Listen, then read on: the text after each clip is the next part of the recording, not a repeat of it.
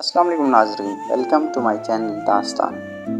دوستو، حسن بن صباح کے ایک پراسرار فرقے فدائی جنہیں یورپی مورخوں نے قاتلوں کا گروہ لکھا ہے، صلاح الدین ایوبی پر 2 بار قاتلانہ حملے کر چکے تھے، لیکن خدائے ذوالجلال کو اپنے اس ایک عظیم مرد مجاہد سے بہت سا کام لینا تھا۔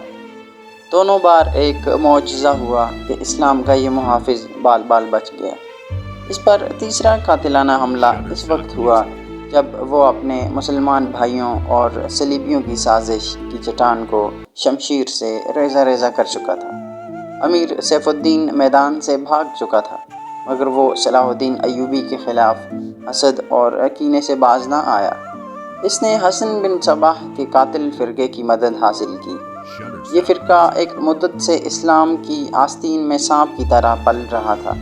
اس کا تفصیلی تعارف بہت ہی طویل ہے، مختصراً اس طرح سے کہ جس طرح زمین سورج سے الگ ہو کر گناہوں کا گہوارہ بن گئی، اس طرح حسن بن صباح کے نام سے ایک آدمی نے اسلام سے الگ ہو کر نبیوں اور پیغمبروں والی عظمت حاصل کرنے کا منصوبہ بنایا۔ وہ اپنے آپ کو مسلمان ہی کہلاتا رہا اور ایسا گروہ بنا لیا جو طلسماتی طریقوں سے لوگوں کو اپنا پیروکار بناتا تھا۔ اس مقصد کے لیے اس گروہ نے نہایت حسین لڑکیاں، نشہ آور جڑی بوٹیاں، ہپناٹزم اور تیز تراز زبان کا استعمال، اس طرح کے طریقے اختیار کیے۔ اپنے مخالفین کو ختم کرنے کے لیے قاتلوں کا ایک گروہ تیار کیا۔ قتل کے طریقے بہت ہی خفیہ اور پراسرار ہوتے تھے۔ اس فرقے کے افراد اس قدر چالاک، ذہین اور نڈر تھے کہ بھیس اور زبان بدل کر بڑے بڑے جرنیلوں کے باڈی گارڈ تک بن جاتے تھے، اور جب کوئی پراسرار طریقے سے قتل ہو جاتا تھا تو قاتلوں کا سراغ ہی نہیں ملتا تھا۔ کچھ عرصہ بعد یہ فرقہ قاتلوں کا گروہ کے نام سے مشہور ہوا۔ یہ لوگ سیاسی قتل کے ماہر تھے، زہر بھی استعمال کرتے تھے جو حسین لڑکیوں کے ہاتھوں شراب میں دیا جاتا تھا۔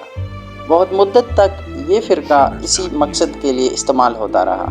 اس کے پیروکار یعنی کہ اس کے ماننے والے فدائی کہلاتے تھے۔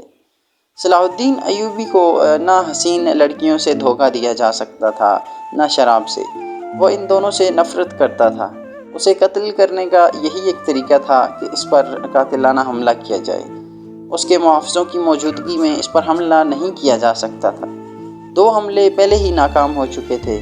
اب جبکہ صلاح الدین ایوبی کو یہ توقع تھی کہ اس کا چچا زاد بھائی الصالح اور امیر سیف الدین شکست کھا کر توبہ کر چکے ہوں گے، انہوں نے انتقام کی ایک اور زیر زمین کوشش کی۔ صلاح الدین ایوبی نے اس فتح کا جشن منانے کے بجائے حملے جاری رکھے اور 3 قصبوں کو قبضے میں لے لیا۔ ان میں غازہ کا مشہور قصبہ بھی تھا۔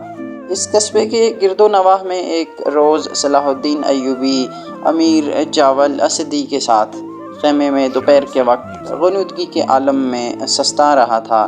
اس نے اپنی پگڑی نہیں اتاری تھی جو میدان جنگ میں اس کے سر کو صحرا کے سورج اور دشمن کی تلوار سے محفوظ رکھتی تھی۔ خیمے کے باہر محافظوں کا دستہ موجود اور چوکس تھا۔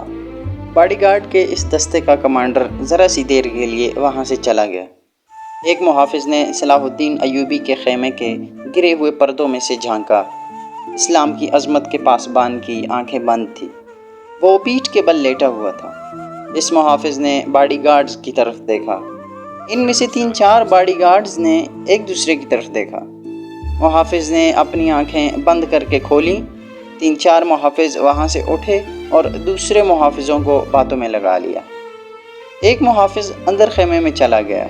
اس نے اپنی کمر بند سے ایک خنجر نکالا، دبے پاؤں چلا اور پھر چیتے کی طرح سوئے ہوئے صلاح الدین ایوبی پر چست لگائی۔ خنجر والا ہاتھ کیونکہ اوپر تھا، عین اس وقت صلاح الدین ایوبی نے کروٹ بدل لی۔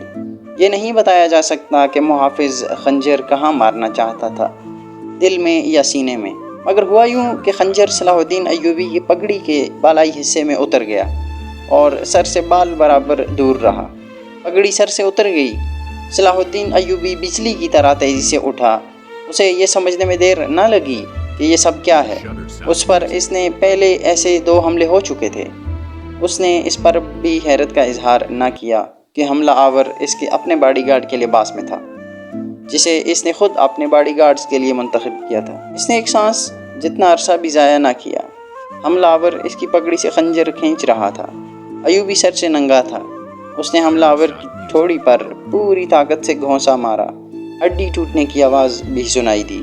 حملہ آور کا جبڑا ٹوٹ گیا۔ وہ پیچھے کو گرا اور اس کے منہ سے ہیبتناک آواز نکلی۔ اس کا خنجر صلاح الدین ایوبی کی پگڑی میں رہ گیا۔ صلاح الدین ایوبی نے اپنا خنجر نکالا۔ اتنے میں 2 محافظ دوڑتے اندر آئے۔ ان کے ہاتھوں میں تلواریں تھیں۔ صلاح الدین ایوبی نے انہیں کہا کہ اسے زندہ پکڑ لو، مگر یہ دونوں محافظ صلاح الدین ایوبی پر ہی ٹوٹ پڑے۔ صلاح الدین ایوبی نے ایک خنجر سے 2 تلواروں کا مقابلہ کیا۔ یہ مقابلہ 1-2 منٹ کا تھا کیونکہ تمام باڈی گارڈز اندر آ گئے تھے۔ صلاح الدین ایوبی یہ دیکھ کر حیران رہ گیا کہ اس کے باڈی گارڈز 2 حصوں میں تقسیم ہو کر ایک دوسرے کو لہو لہان کر رہے تھے۔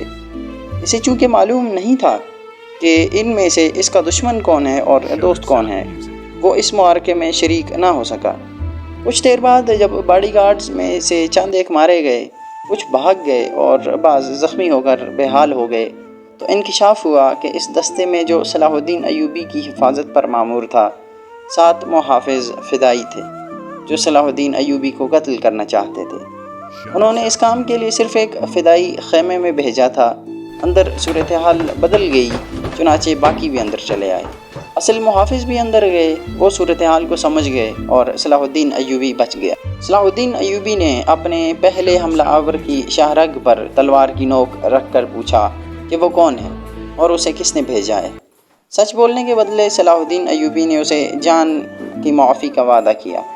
اس نے بتا دیا کہ وہ فدائی ہے اور اسے گمشتگین، جسے بعض مورخوں نے گمشتگین بھی کہا، فدائی نے کہا کہ اسے گمشتگین نے بھیجا ہے۔ گمشتگین دوستو الصالح کے ایک قلعے کا گورنر تھا۔